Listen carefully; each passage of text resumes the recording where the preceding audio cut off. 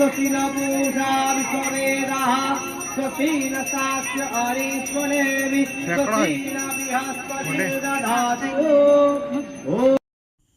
দেখো এই যে স্তবটা শুনলে কত সুন্দর শুনতে লাগছে।